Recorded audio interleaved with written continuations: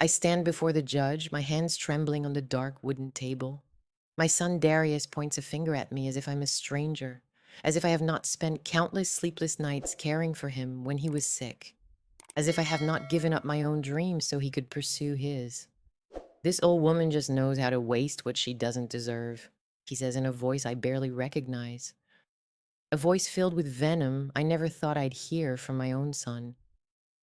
Judge Hayes nods slightly as he reviews the piles of papers before him. Darius's lawyer, a woman dressed sharply in a gray suit named Brenda Cole, has scowled at me with disdain ever since I entered this courtroom and now smiles as if she has already won the case.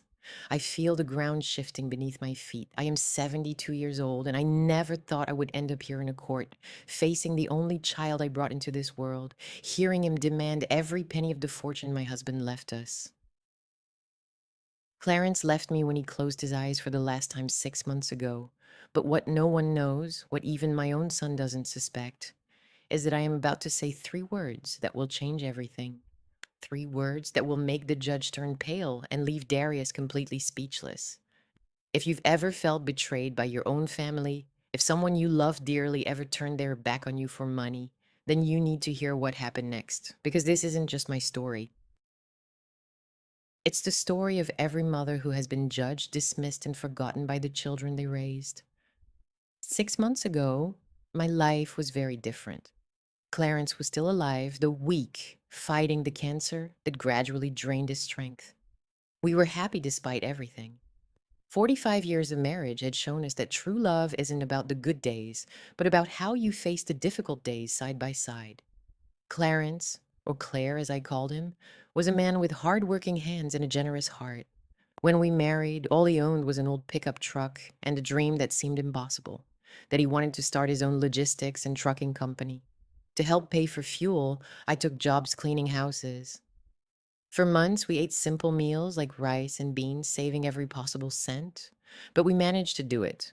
Through sacrifice, long sleepless nights, and every ounce of effort, we built something from nothing. The business grew steadily. One truck turned into two, then five, and eventually 20.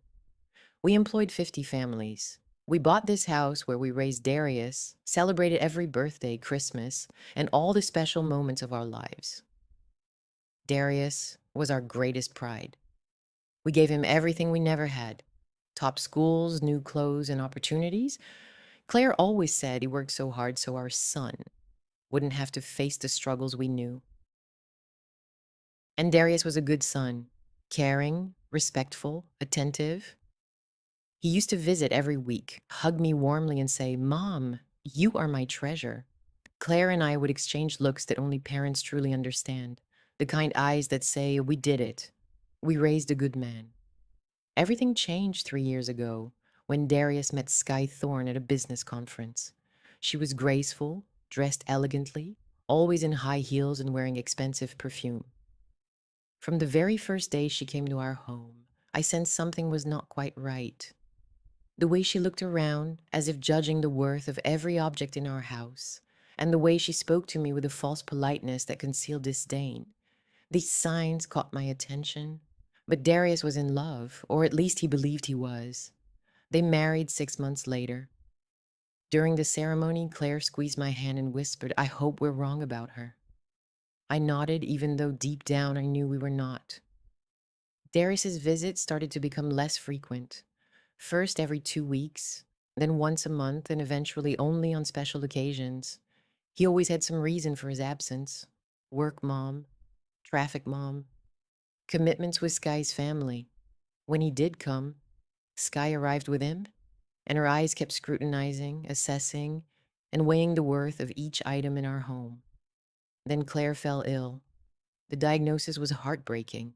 Advanced pancreatic cancer. The doctors told us she had about 6 months, possibly a year if we were fortunate. I phoned Darius, crying. I needed my son. I wanted his father to see her before it was too late. Darius came, but Sky stayed in the car. She has allergies to hospitals, he explained. I didn't say anything, but Claire looked at me with those weary eyes that somehow saw the truth more clearly than anyone else. During those final months, I cared for Claire with all my heart. I gave him his medicine, bathed him when he couldn't do it himself, read his favorite books to him, and held his hand through the long, painful nights. Darius visited less frequently over time, always in a hurry, constantly checking his watch, and with Sky waiting for him somewhere nearby. One afternoon, just 2 weeks before Claire passed away, my husband asked me to contact his lawyer, Aisha Raid. She was an older woman and a family friend for many years. Claire spent 2 hours locked in our study with her. I waited outside, listening to their soft voices through the door. When Aisha came out, her eyes were moist. She hugged me and said, "Eleanor, your husband is a wise man. Trust him, even when he's no longer here." I didn't quite understand her words, but I nodded. Claire died peacefully at home in our bed with my hand holding his. His final words were, "Forgive me for what is coming, my love, but it was necessary. Protect her, Aisha." I didn't understand at the time. I only cried and kept holding his cold body. The funeral was full of people. 50 families who depended on his company came to say farewell to the man who had provided them work and dignity. Darius was there, dressed in black, with Sky beside him, wearing a wine-colored dress that seemed far too elegant for a funeral. He did not shed a single tear for the father who had given him everything. A week after the funeral, Aisha arrived at the house carrying a thick folder filled with documents. I sat on the same sofa where Claire and I had watched many movies together, where we had dreamed of our future, and where we had grown old hand in hand. "Eleanor, I need to read you Claire's will," Aisha said gently but firmly. I nodded, already knowing what I was about to hear. I expected everything to go to me and eventually to Darius once I was gone. But there was something else, something Claire had written in his own trembling handwriting on the last pages of the will. Aisha read slowly, as if each word carried a heavy weight. "I leave all my assets, the company, the properties, and the bank accounts in trust, to be managed by my wife, Eleanor Davis, until she considers it appropriate. My son Darius will inherit only when he shows the character, honor, and respect that I have tried to teach him throughout his life." I froze, unsure of what to say. "What does that mean?" I asked. Aisha closed the folder gently and looked directly at me. "It means Claire saw something you refused to see. He loved Darius, but he didn't trust the people around him. This clause safeguards everything you both built together." There was more, a special clause that Aisha didn't read aloud that day, only mentioning its existence. There are specific conditions under which Darius would permanently lose all rights to his inheritance. Claire was very clear about that. Let's hope we never have to find out what those conditions are.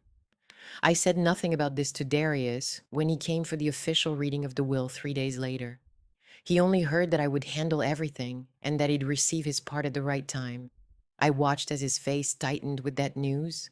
I watched Sky press her lips until they turned white, but she didn't say anything that day. Not yet. I tried to carry on with my daily routine. The house felt very empty without Claire. Every corner seemed to remind me of him. His coffee mug still sat in the same place where he left it on his last morning able to get up. His favorite shirt was hanging in the closet. Sometimes I would wake up during the night and reach out, searching for his warmth, only to find cold sheets. Darius stopped coming to see me completely. Every time I called, he had an excuse. "I'm too busy, Mom. We have commitments, Mom. Next week, I promise, Mom." But next week never arrived. 2 months after the funeral, I received a call from Darius. "Mom, Sky and I want to invite you to dinner at our house. We need to talk about some things." My heart filled with hope. Maybe my son finally wanted to reconnect. Perhaps the pain of losing his father had made him reflect. I went to their house with a pound cake I had baked myself, Darius's favorite thing since he was a boy. I knocked on the door with a smile, hoping maybe we could become a family again. Sky opened the door. She didn't smile. "Come in," she said calmly. The house was spotless, decorated with modern but expensive furniture. Everything was white, gray, and black, cold and empty, without the family photos I always imagined my son would hang on his walls. Darius was sitting in the living room, holding a glass of wine. "Hey, Mom," he said without standing to hug me. I set the cake on the coffee table. No one touched it the whole evening. Dinner was uncomfortable. Sky barely talked to me. Darius ate quietly, staring at his plate as if his answers were written in the food. I tried to make conversation, asking about his work, his plans, and how they were coping with Claire's loss. That's exactly what we want to talk about, Sky said suddenly, putting her fork down with a loud clatter on her plate. Cla's money. My heart began to race. Money? I asked, pretending not to understand. Don't play innocent, Eleanor, she said in a tone that made me feel like I was 5 years old and being scolded. We all know Claire left a substantial inheritance. The company is valued at millions of dollars, including the properties and bank accounts, and you have access to all of it. Sky, please. Darius weakly interrupted, but without confidence. She paid no attention to him. Darius is the only son, the rightful heir. It's unfair that you, a woman your age who never really held a job, just as a housewife, control all that money. I felt as if I had been slapped. I repeated, my voice trembling, that I never worked. I spent years cleaning houses so Claire could buy his first truck. I raised your husband. I kept this home running while Claire built his business. That's not real work, Sky responded dismissively. Anyone can clean and cook. What Claire built was due to his intelligence and effort, not yours. And now you, an elderly woman who probably doesn't even know how to operate a computer, are about to undo everything he has worked for. I looked at Darius, hoping he would stand up for me, hoping he would tell his wife she was out of line, that she was disrespecting me. But my son simply stared at his wine glass, gently swirling it between his fingers. Darius, I said, my voice cracking, do you agree with her? He looked up. For the first time, I saw something in his eyes that I had never seen before. It was resentment, clear and unmistakable resentment. Mom, be sensible, he responded tiredly. You don't need all that money. You live alone in that large house. You don't have many expenses. What would you do with millions of dollars? I have plans, projects, and ideas to grow the business. I can expand what Dad started. Your father left very clear instructions, I replied, feeling tears well up but refusing to show weakness in front of them. He knew what he was doing. Sky let out a bitter laugh. Of course he knew. He understood that you took advantage of him on his deathbed, when he was weak and confused by the medication. You convinced him to leave everything to you. I left that house with my heart broken into 1,000 pieces. I didn't even take the pound cake I had baked with so much love. I drove home crying so intensely that I could hardly see the road. Sky's words kept ringing in my mind like chimes.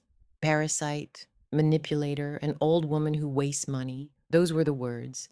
And the worst part was that Darius hadn't spoken a single word in my defense. My own son had allowed me to be humiliated in his own home. That night, I couldn't sleep. I sat on the bed I had shared with Claire for 45 years, staring at his photograph on the bedside table. Why did you do this? I whispered to his smiling face. Why did you put these conditions in the will? You knew what would happen. But photographs don't reply, and the dead secrets stay hidden forever. The following weeks felt like a silent hell. Darius once called me to apologize for Sky's behavior, but his words sounded rehearsed and insincere. She was under stress, Mom. She didn't mean those things. But you have to see our side. We need that money. We have plans and investments.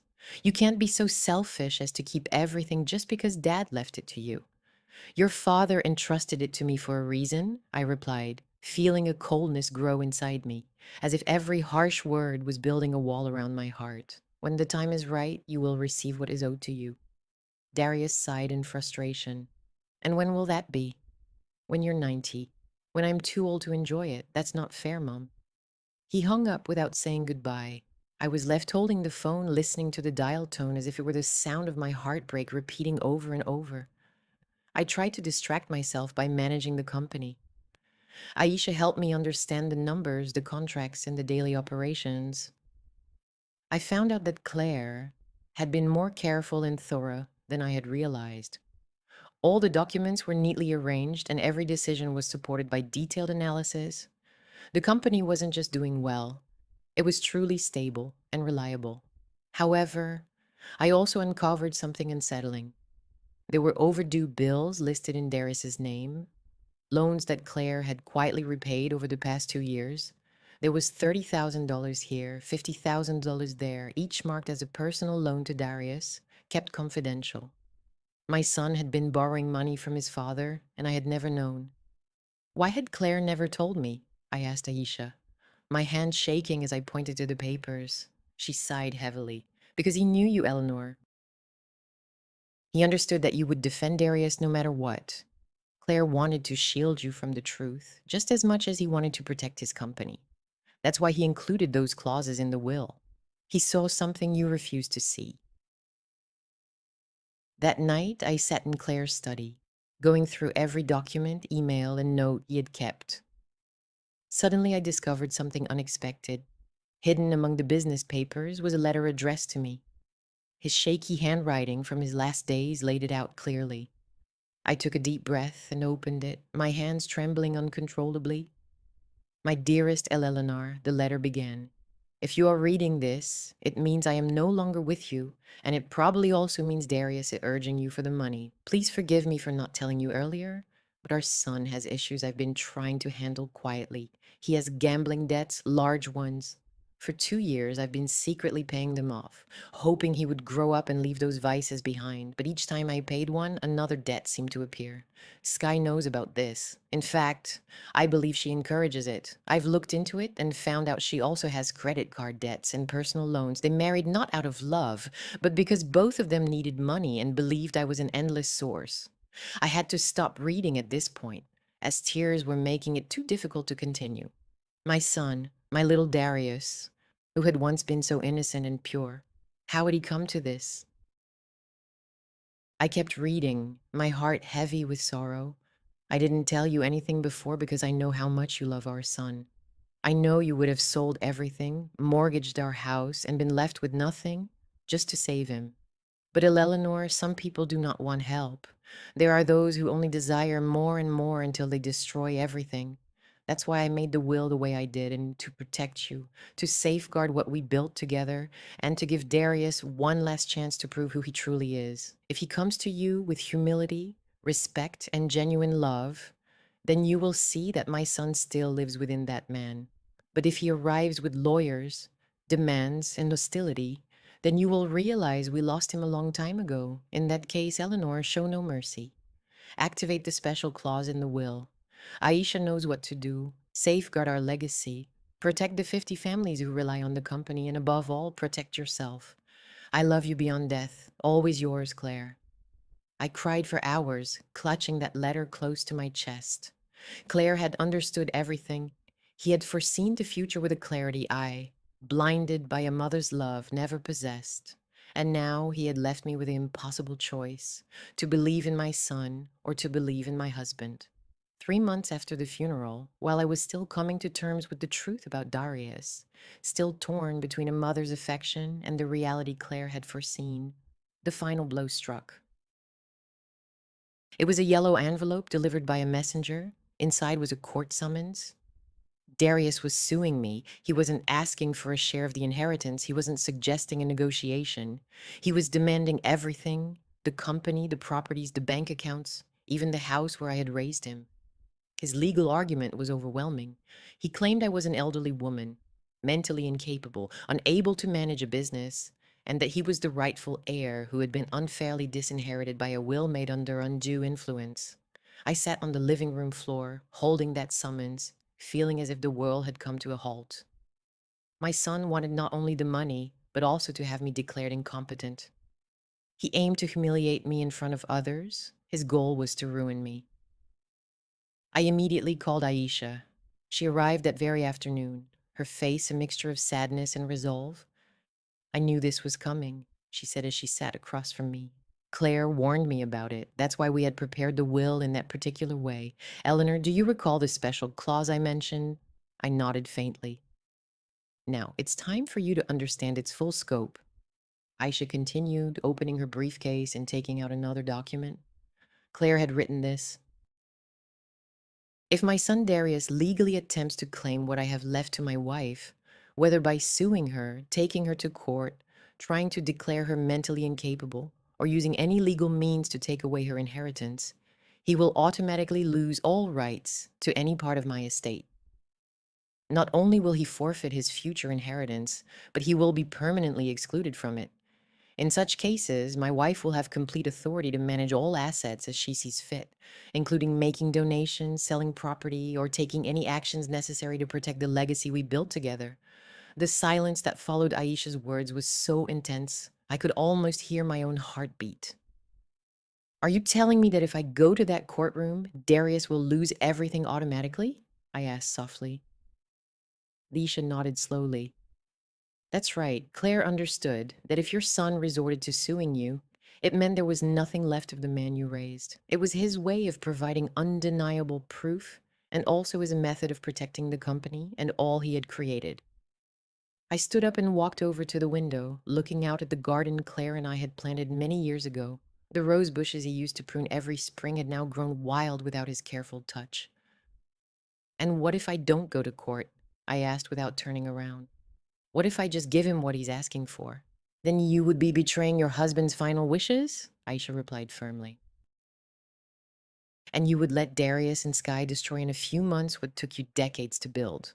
Eleanor, I've looked into it. I understand why they are in such desperate need for money. Your son is burdened with gambling debts exceeding $200,000. Sky owes an additional $150,000 on credit cards. Between them, the debts are so large that if you transfer ownership of the company, they would likely sell it in pieces to pay off their creditors. The lives of 50 families who rely on those jobs would be affected. They could lose their homes, their income, and stability. That realization hit me hard, like a punch to the chest. It wasn't just about Darius and me. 50 families depend on the company to keep going.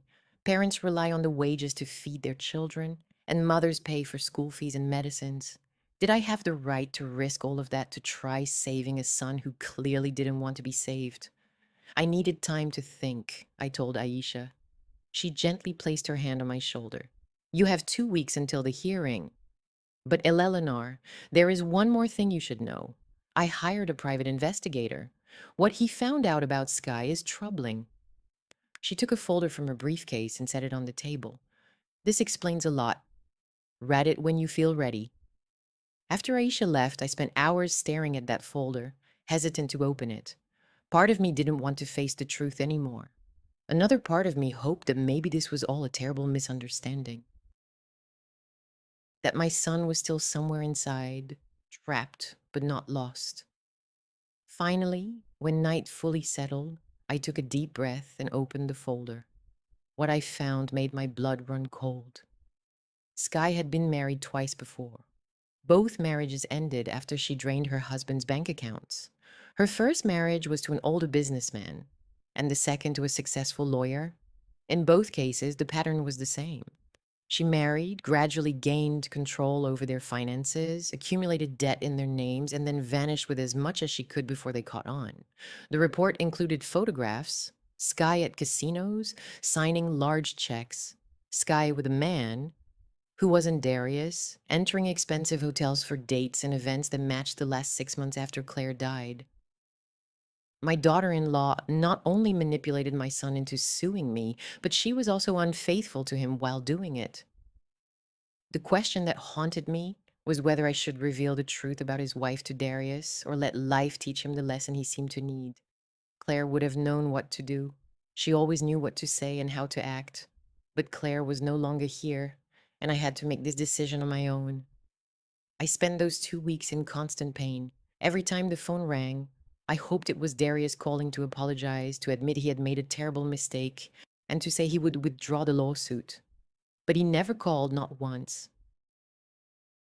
My son had chosen his own path, and that path went straight through me, as if I were just an insignificant obstacle. I tried to reach him myself. I dialed his number 3 times, and 3 times I hung up before it rang. What could I say? Please don't do this to me. I still love you, despite everything.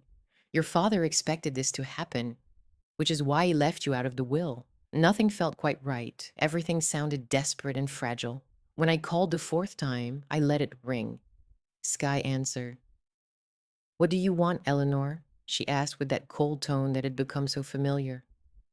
I need to talk to my son, I said, trying to keep my voice steady.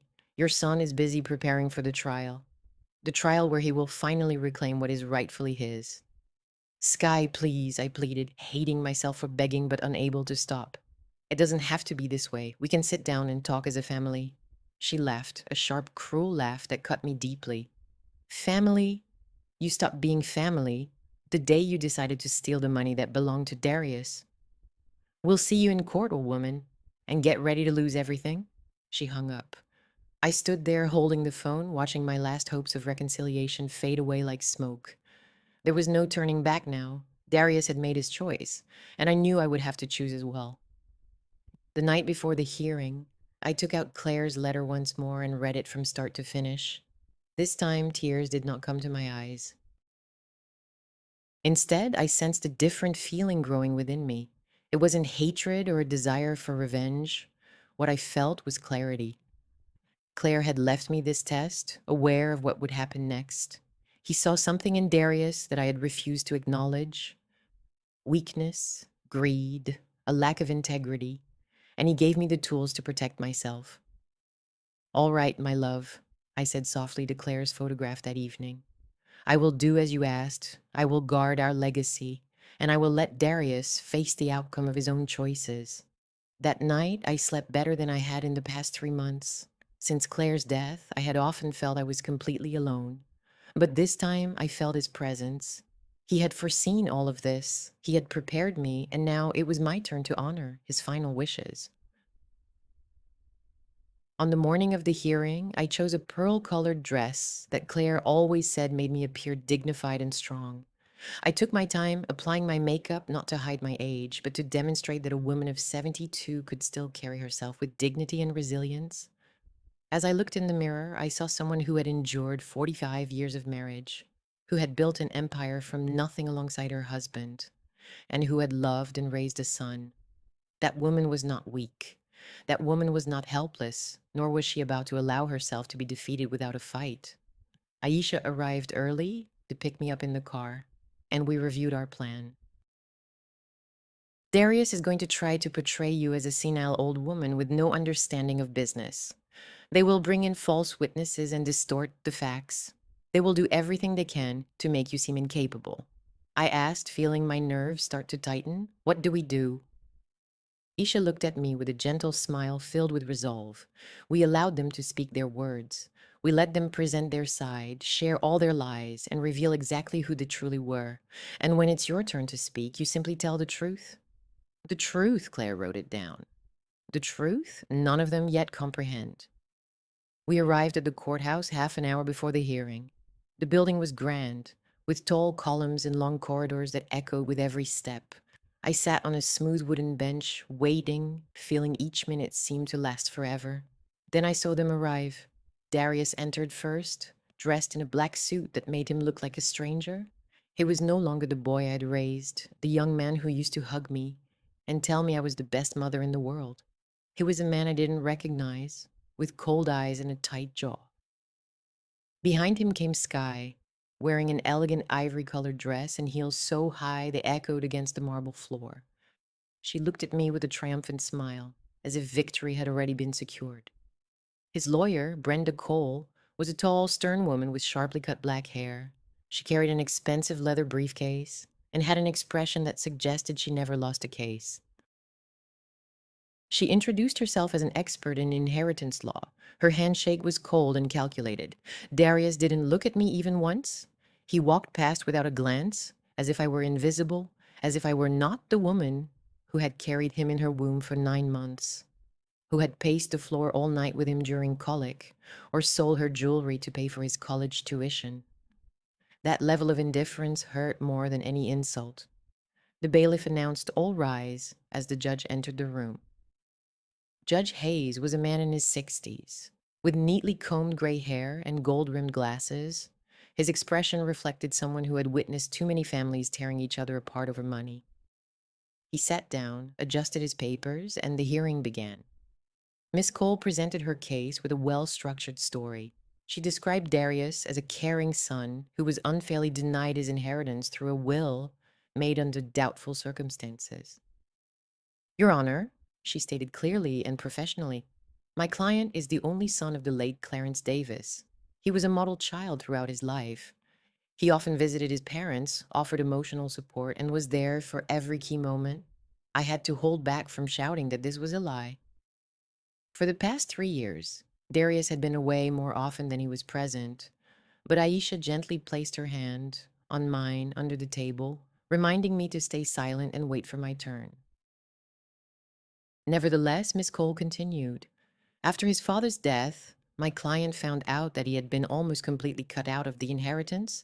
Everything was left in the hands of Mrs. S. Eleanor Davis, a woman of 72, had no business background, no formal training in management, and lacked the skills needed to run a company valued at over $5 million. That was the first time I had heard that number out loud. Claire and I had built something worth $5 million starting with just an old truck. Now, my son wanted to take it all away. Your Honor, the lawyer removed several documents from her briefcase. We have proof that Mrs. Davis has been making questionable financial choices since her husband's passing. She turned down profitable offers to buy the business. She kept properties that could be sold for a good profit. And most worryingly, she refused to consult with her son, the rightful heir, on any major decisions. All of that was false. I hadn't turned down any offers because I hadn't received any. I kept the properties because they provided steady income for the company. The reason I did not consult with Darius was because he had never shown interest in the business until he learned how much money was involved. Then they called the first witness. It was a man who introduced himself as a financial consultant, someone who claimed to have worked with Claire. I had never seen or met him before. He testified that Claire had expressed worries about my mental capacity in the final months of his life. He alleged that his wife was confused, forgetting important details, and had trouble understanding basic financial matters. He was blatantly lying under oath. Aisha immediately stood up. Objection, Your Honor. This witness has never worked with Mr. Clarence Davis. He doesn't appear in any company records. There are no payments recorded in his name. No emails or correspondence show he ever had contact with the deceased. Judge Hayes looked stern and directed his gaze toward Ms. Cole. Do you have any proof that this witness actually worked with Mr. Davis? Davis? The lawyer hesitated for a barely noticeable moment, but I caught it. He worked as an outside consultant, Your Honor. Not all consultants are listed on the official payroll. The judge didn't seem fully convinced, but allowed the testimony to continue. The supposed consultant kept repeating that Claire had told him multiple times he wanted Darius to take over the company and that I had manipulated him into changing the will. When that witness finished, they called another, then another, each sharing a different story, all painting me as a foolish, manipulative woman who cannot be trusted. I wondered where all these people had found the courage to lie under oath. Then I remembered Darius and Sky's debts. When you owe that much money, finding people willing to lie for you is simply a matter of paying them. Finally, after 2 hours of false testimony, the moment I had dreaded arrived. Miss Cole called Darius to the stand. My son walked with a steady step, raised his right hand, and swore to tell the truth. Then he sat down and looked directly at me for the first time all morning. His eyes held something that took me a moment to recognize. It was resentment, clear and straightforward resentment. Mr. Davis, his lawyer, began in a soft, almost nurturing voice. Tell us about your relationship with your mother. Darius let out a deep sigh, as if it pained him to talk about it. My mother was always very controlling, he said, and each word felt like a knife in my heart. Even as a child, everything had to be her way. My father worked all the time, so she was the one who truly managed the house. That was not true. I had been strict when it was necessary, like any mother, but I was never controlling. I supported every decision Darius made, every dream and plan. When my father became ill, Darius continued, and his tone sounded carefully rehearsed, like a victim. She wouldn't let me spend time alone with him. She was always watching every conversation, making sure only certain people could visit him and at specific times. Now I understand why. She wanted to ensure my father changed his will in her favor.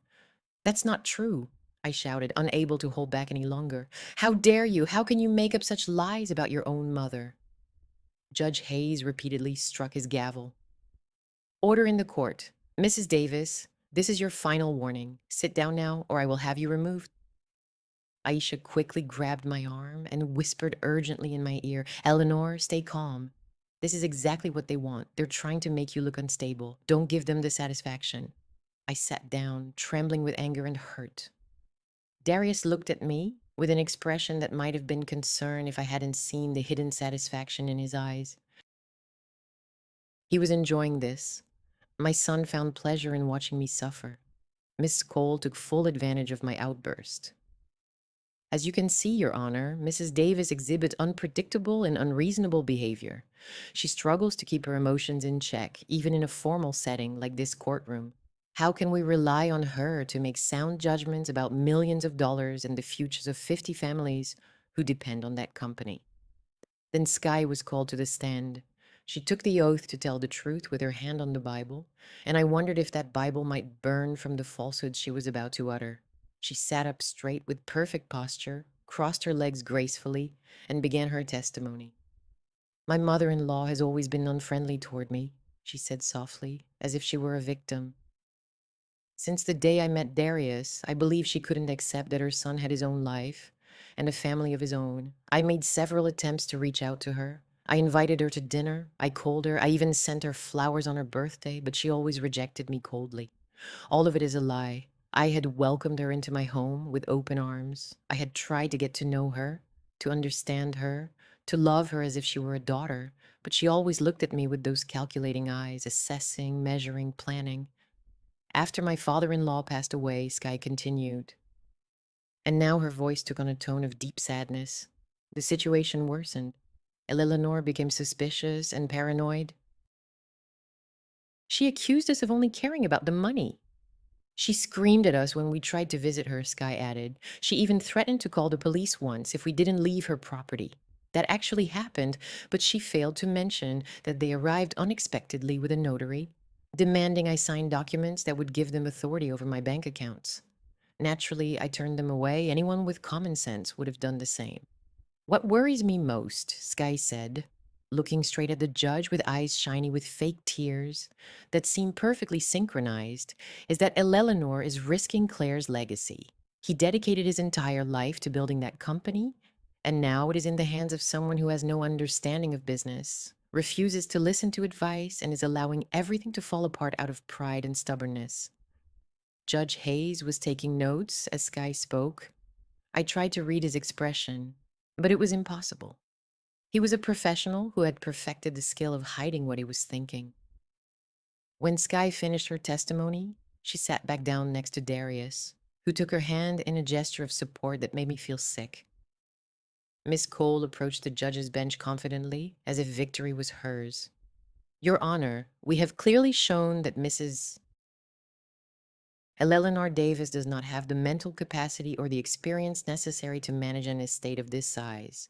We have demonstrated that her behavior is unpredictable, her decisions are suspect, and she poses a genuine risk to the financial stability not only of my client, but also to the 50 families relying on that company." She paused noticeably before continuing.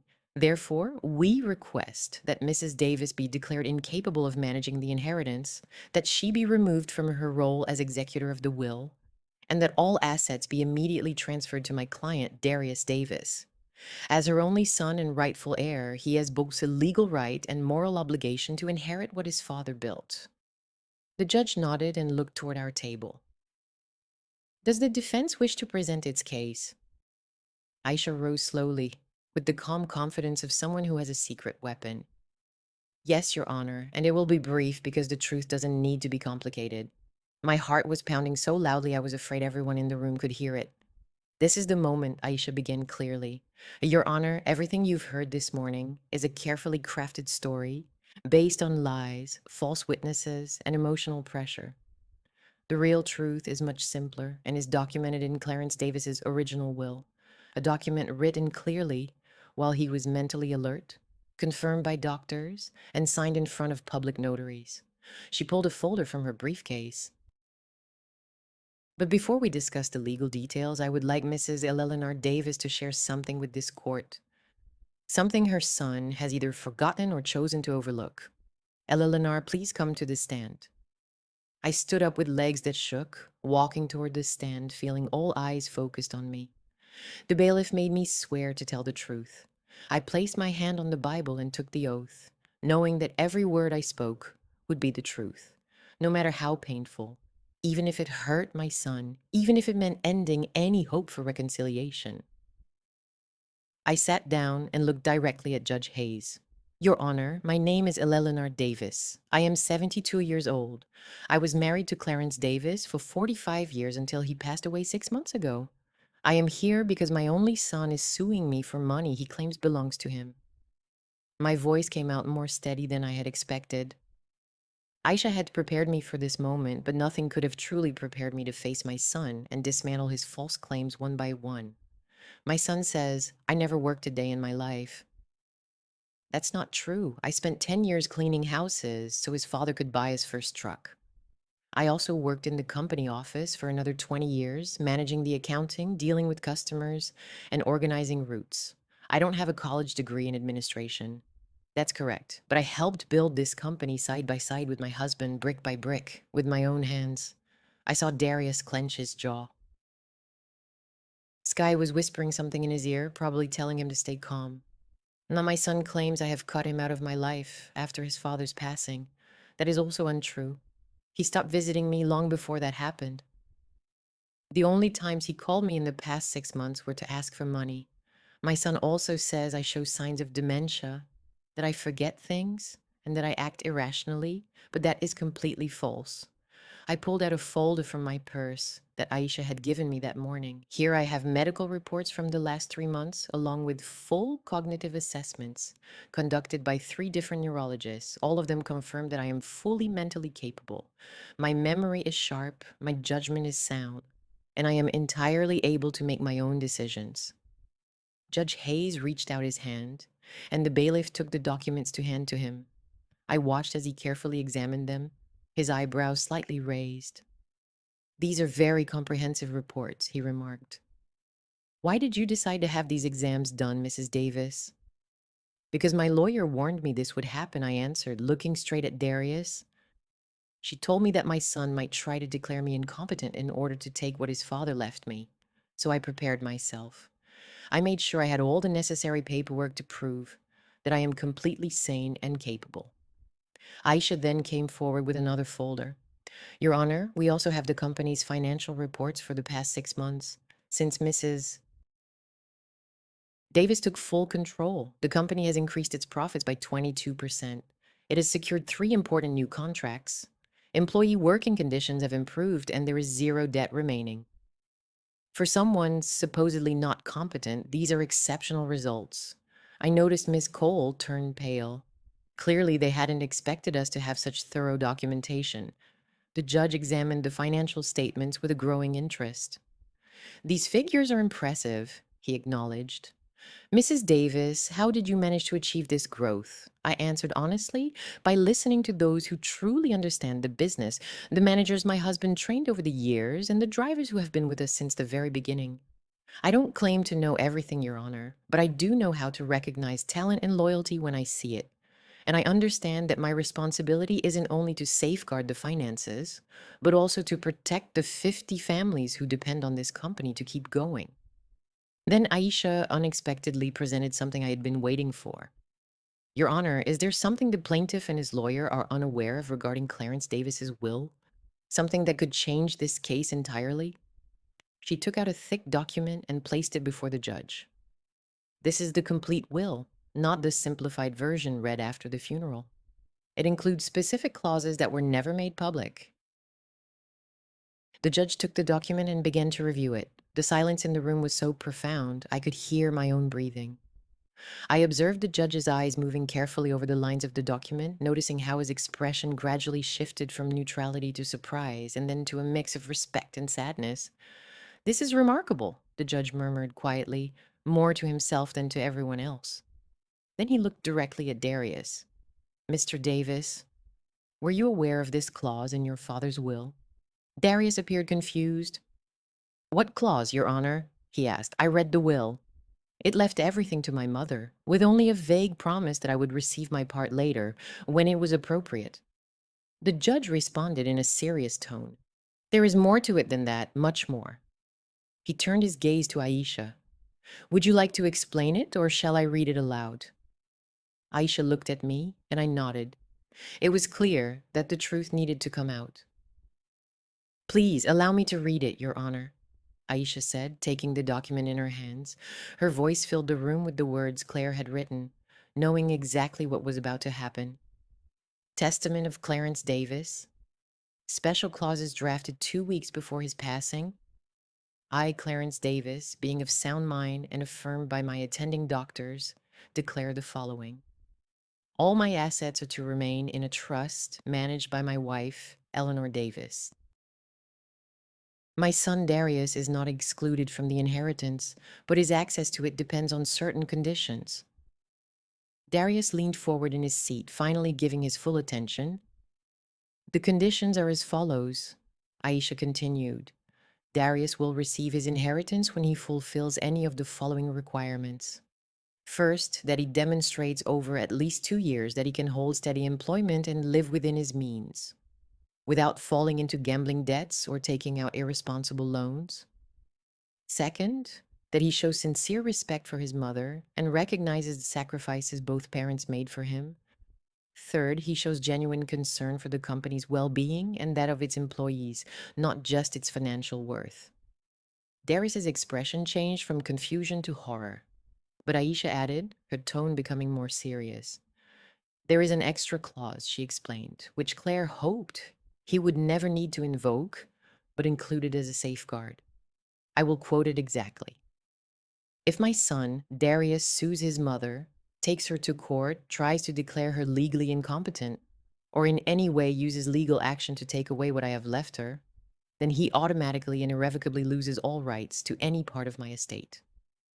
In that event, Eleanor will have full authority to manage all assets as she sees fit, including making donations if she chooses. The silence afterwards was overwhelming. I watched the color drain from Darius's face and saw Sky nearly rise from her chair in shock. I saw Miss Cole close her eyes, knowing she had just lost the case before it really began. No, Darius whispered. That can't be true. My father wouldn't do that. Judge Hayes held up the document. This was a will created before 3 public notaries, signed by 2 doctors who confirmed Mr. Davis's mental capacity, and it was legally registered. It was entirely valid. I stood up from the stand. Then Aisha had told me this was my moment, my opportunity to speak 3 words that would change everything. I walked toward the center of the room, looking my son directly in the eyes for the first time with complete clarity about who he really was. I said loud and clear, I didn't inherit anything, and my voice echoed steadily through every part of that room. The 3 words I had practiced in silence, scared to say, now emerged with firm certainty. Everyone stared at me, puzzled. Judge Hayes frowned. What do you mean by that, Mrs. Davis? I took a deep breath before proceeding. I truly mean this, Your Honor. I did not inherit anything. My husband did not leave me his wealth. What my husband did was appoint me to safeguard his estate until his son proved himself worthy of inheriting it. I am not the owner of the $5 million. I am the trustee, the guardian, responsible for observing what kind of man my son would become when faced with the temptation of easy riches. I noticed Judge Hayes beginning to grasp the significance. I saw his expression shift, as if he were seeing Claire's plan's brilliance for the first time. Your husband established a test, he said slowly, a test of character. I nodded, feeling tears finally begin to flow down my cheeks, but not trying to hold them back. Exactly. Claire understood that money has the power to change people. He wanted to find out if his son valued wealth or family more. He wondered whether Darius was capable of patience, respect, and trust, or if he would rush to the courts to seize by force what his father wanted to give him with love. I turned to Darius, who now had his head in his hands, and now I understood. I knew what you decided, son. You chose the money. You decided to trust a woman you've known for only 3 years over the mother who raised you for 45. You publicly humiliated me, called me incapable, and ruined my reputation. Because of that choice, because of bringing this matter to court, you have triggered the clause your father most feared would be used. Darius suddenly lifted his head, his eyes red. I wasn't sure if it was from anger or tears he was holding back. This is a trap, he shouted, standing up. A cruel trap. My father set a trap for me so I could never have what is rightfully mine. His voice broke with each word, but I no longer felt pity for him. I only sensed the heavy truth that Claire had known long before I did. I told myself it wasn't a trap, my voice steadier than I truly felt. Instead, I saw it as an opportunity, a chance to show that you had internalized the values we aim to teach. Your father loved you so deeply that he was willing to risk his entire legacy just to give you one final lesson about what truly matters in life. It's not money or power, but character, integrity, and respect. Judge Hayes struck his gavel loudly, calling for order because Sky had also risen, shouting that this was all a conspiracy, that Aisha and I had forged documents, that we had tampered with the will after Claire's passing, but her voice sounded strained like someone watching their house of cards collapse beneath them. Order! The judge commanded, his voice booming with authority that instantly hushed everyone. Sit down right now, or I will clear this courtroom. Sky and Darius sank back into their chairs. Miss Cole kept her head lowered, hurriedly studying papers as if she could find some legal way to escape this crisis. Aisha took the chance to present more evidence. Your Honor, is there anything else the court needs to know? Something that might explain why Darius is in such urgent need of this money? She retrieved another folder. This one contained documents I had already examined weeks earlier, yet they still caused a pain every time I saw them. Over the past 3 years, Darius Davis has accumulated gambling debts amounting to $243,000. We have casino records, loan receipts from private lenders, and bank statements showing frequent withdrawals and deposits that don't match any known legitimate income. Aisha laid the documents on the judge's table, one by one, creating a heartbreaking picture. Darius looked as pale as a ghost. Aisha continued relentlessly. His wife, Sky Thorne, owes credit card debts totaling $160,000. Together, they owe more than $400,000 to various creditors. Some of these creditors are not exactly reputable banking institutions. We have found at least 3 loans taken from organizations that could be described as predatory lenders, with links to criminal activities. Judge Hayes examined the documents with increasing seriousness. Are you suggesting that the plaintiff and his wife are being pressured by criminals to settle these debts? Aisha nodded. Precisely, Your Honor. This lawsuit was never about inheritance rights or genuine concern for Eleanor's health. It was a desperate bid to obtain quick money to cover risky debts. That's not true, Sky shouted, though her voice lacked certainty. You're just making all this up to make Darius look bad. Aisha turned to her with a look as sharp as steel. Would you like me to call the lenders and witnesses? Several of them are willing to testify about the overdue payments and the threats they have received.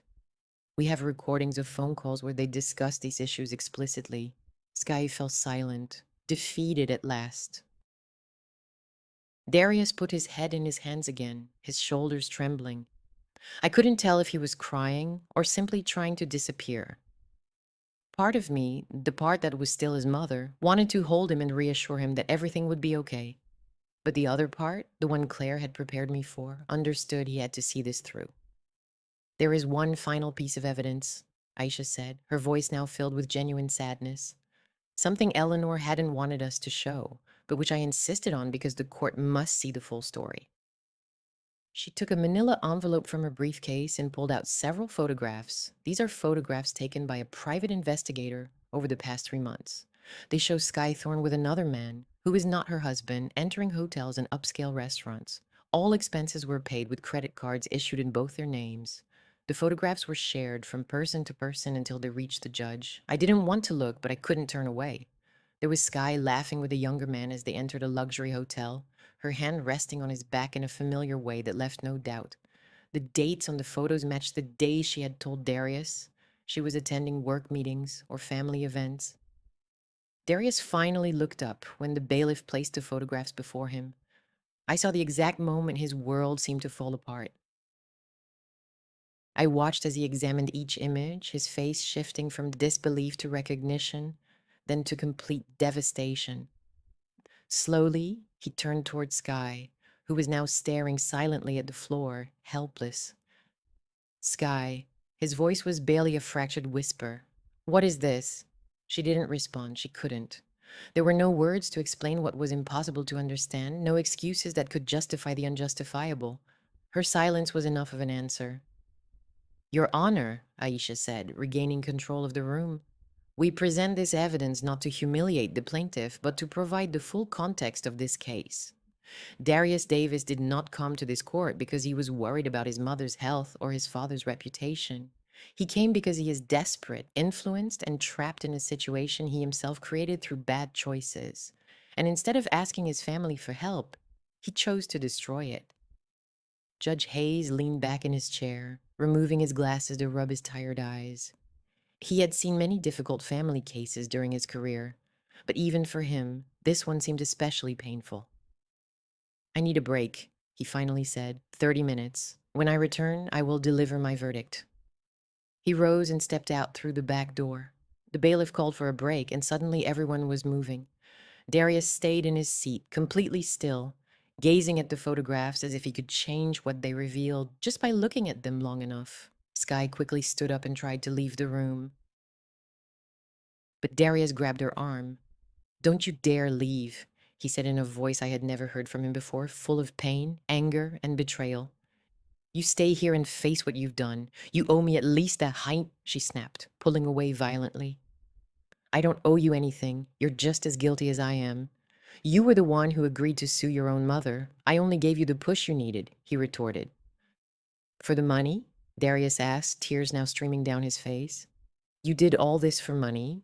The hotels with that man, convincing me to ruin my relationship with my mother, just for money? Skye laughed, a harsh, bitter sound. And why did you do it? For the love of justice. Don't be a hypocrite, Darius. We both wanted the money. The only difference is that I'm honest about it. She then left, her heels ringing softly in the marble corridor like gunshots. Darius remained alone at his table, surrounded by the wreckage of his life. Miss Cole quickly gathered her belongings and departed as well, probably already planning how to distance herself from this disastrous case before it could harm her reputation. I slowly moved toward Darius. Aisha tried to stop me, but I shook my head gently. I knew I had to do this. I took the seat beside him, where Skye had sat just moments earlier. Mom, he said silently, without turning to look at me. His voice shattered into countless pieces. I'm sorry, I'm so sorry. I don't know how I ended up here. I don't understand when I became this person. I placed my hand over his, the same hand I had held when he took his first steps. I remember when I healed from minor scrapes when he was playing, and I cheered for every success in his life. I don't know either, son, I said, but I do know that your father saw all of this coming long before any of us did. That's why he acted the way he did, not to punish you, but to give you a chance to wake up before it was too late.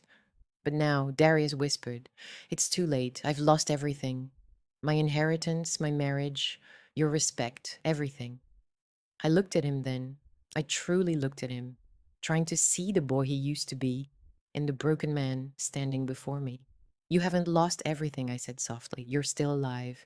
You can still make a change. You can still become the man your father hoped you would be. But Darius, that journey has to start with you, not with money or inheritance, but by looking in the mirror and choosing who you want to be. Finally, he looked at me with red, swollen eyes. Will you ever be able to forgive me? The question struck my heart because I didn't have an easy answer. I truly didn't know. I admitted honestly. What you did today, how you humiliated me, the lies you told about me, those things don't fade away easily. But you're my son, and that bond is something even you couldn't completely break, no matter how hard you tried. The bailiff announced that the judge was returning. Darius and I moved apart, each heading back to our side of the courtroom. Yet something had shifted in those 30 minutes. It wasn't a reconciliation. It wasn't even forgiveness. It was simply the acknowledgement of a difficult truth that we would both carry for the rest of our lives. Judge Hayes entered the room with a serious expression. He sat down, arranged his papers, and looked at all of us with the weight of someone about to make a decision that would change lives forever. I have reviewed all the evidence presented. I have read Clarence Davis's entire will several times, and I must say that in my 30 years on the bench, I have never encountered a document so carefully crafted. nor a situation so sadly predictable. He paused for a moment, letting his words settle in the room. Mr. Clarence Davis was not only a successful businessman, he was a man with a deep understanding of human nature. He recognized the flaws in his son. Instead of simply disowning him, he presented him with a challenge, an opportunity to demonstrate that the values he had worked to teach throughout his life had taken root enough to resist the lure of easy money. The judge fixed his gaze directly at Darius. Mr. Davis, you did not pass that test. Not only did you fail, but you did so in the most dramatic way possible. You sued your own mother. You tried to have her declared incompetent with false testimony. You publicly shamed her with baseless accusations, while your wife was unfaithful to you, and both of you were accumulating debts that you intended to settle with your family's money. Darius lowered his head once more, unable to meet the judge's gaze. Therefore, Judge Hayes announced in a firm voice, in accordance with the specific terms of Clarence Davis's will, that Darius Davis had permanently lost all rights to any part of his father's estate.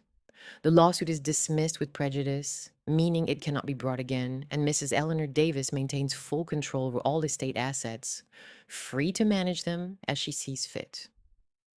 The gavel struck the table with a decisive sound that marked the end of the matter. There were no shouts or protests, only a weighty final silence. Miss Cole had left during the break and never came back. Skye was not present either. Darius was left alone in his defeat, surrounded by the results of every poor choice he had made in the past 3 years. I stepped out of the courthouse with Aisha walking beside me. Outside, the sun was shining brightly, a harsh contrast to the darkness of what had just taken place inside. You did it, Aisha said, placing a hand on my shoulder. You protected Claire's legacy just as he wanted. I nodded, but I did not feel victorious. Instead, I felt an immense emptiness where my family once was. The days that followed felt strange. News of the trial had spread through the business world. Some people called to offer their congratulations, while others called just to gossip. I chose to ignore everyone. I stayed locked inside the house Claire and I had built together. For the first time in months, I allowed myself to truly feel the grief. Not only the grief for my husband, but also for my son.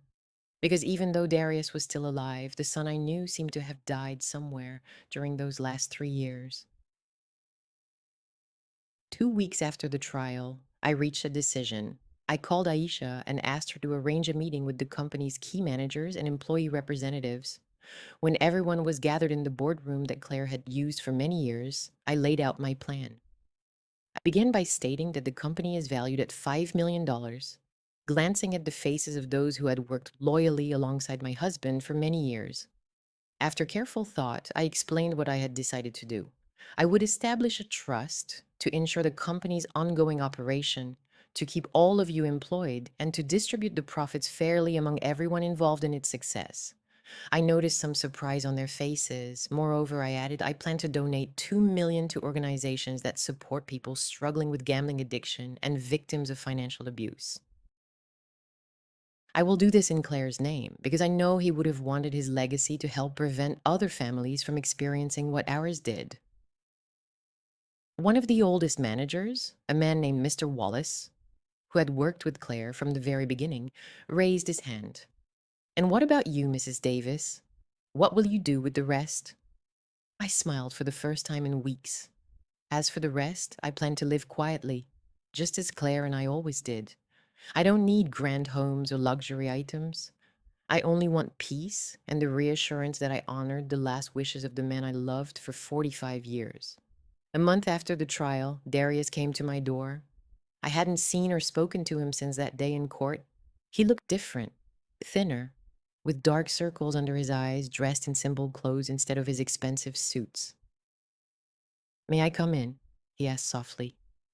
I let him inside and we sat in the same living room where we used to watch movies when he was a boy. After a long silence, he said, I divorced Skye.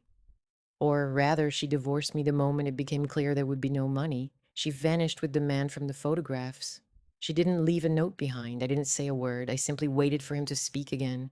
I sold everything I owned to cover my most pressing debts, my car, my furniture, my fine clothes, everything. But I still owe nearly $100,000. That is money I probably will never be able to repay. Why are you here, Darius? I finally asked.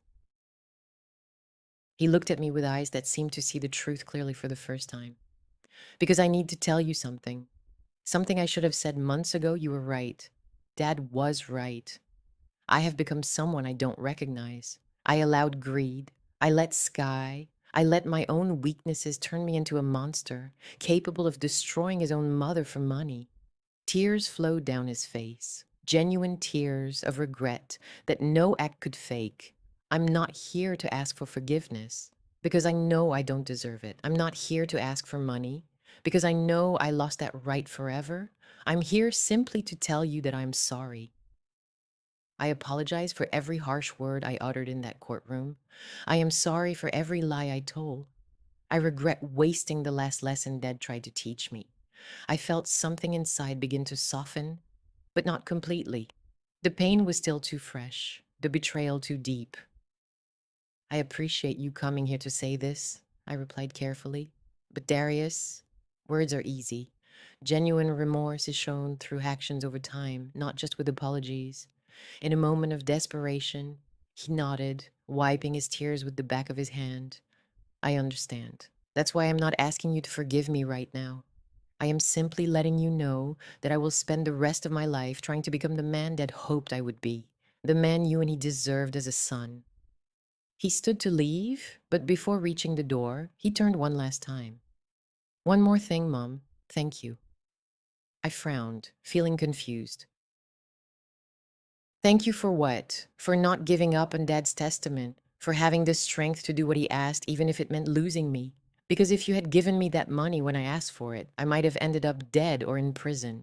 By refusing to give it to me, even if it doesn't seem that way now, you probably saved my life.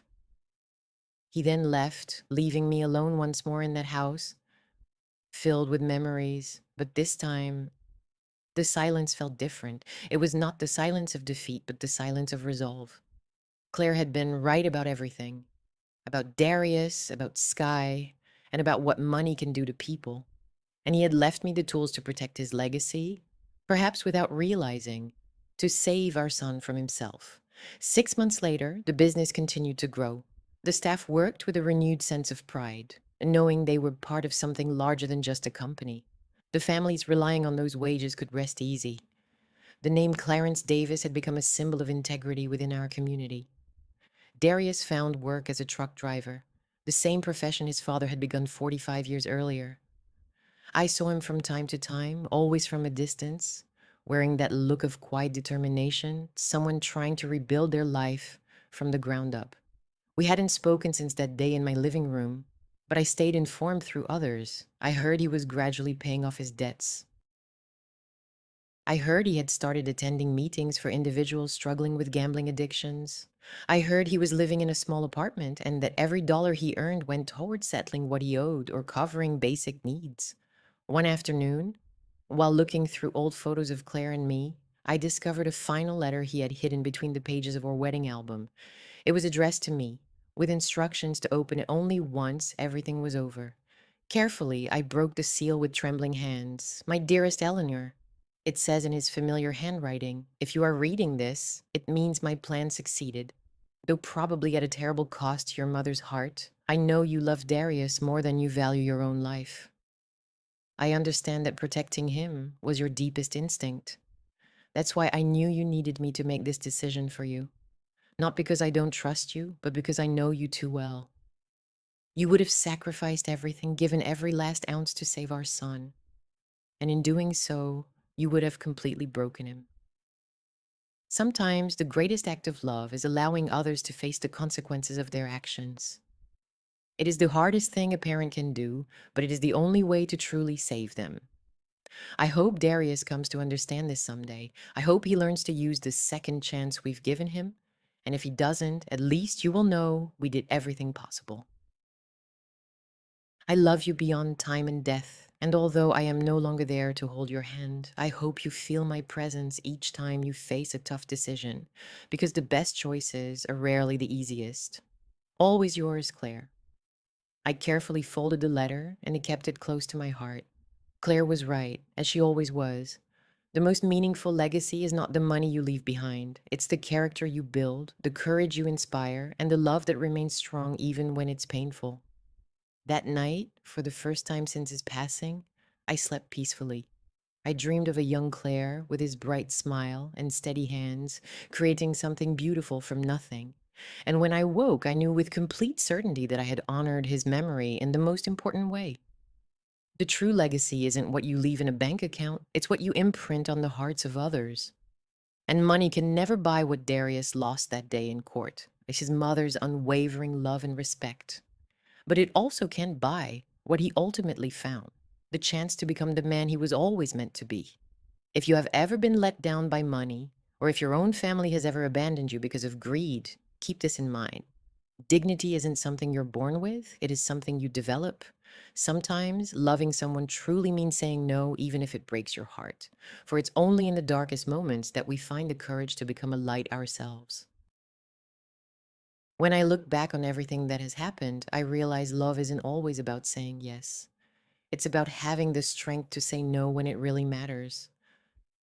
Protecting those we care about sometimes means letting them stumble so they can learn how to stand on their own again. I have lost much, but I have gained peace. And I have come to understand that forgiveness begins the moment you stop waiting for an apology. Perhaps that's what Claire wanted all along, to see Darius and me find our strength amidst the storm. So if you are facing something similar, keep this in mind. Dignity is priceless, and peace of mind is the greatest gift you can offer yourself. If you agree with me and enjoyed my story, please give this video a like. I'd love to see how many of us share the same feeling.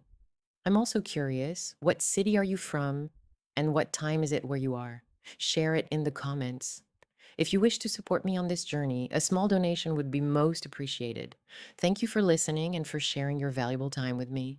For more stories like this, explore the other videos on my channel and consider subscribing. I've added 2 new stories on the screen that I believe you'll enjoy.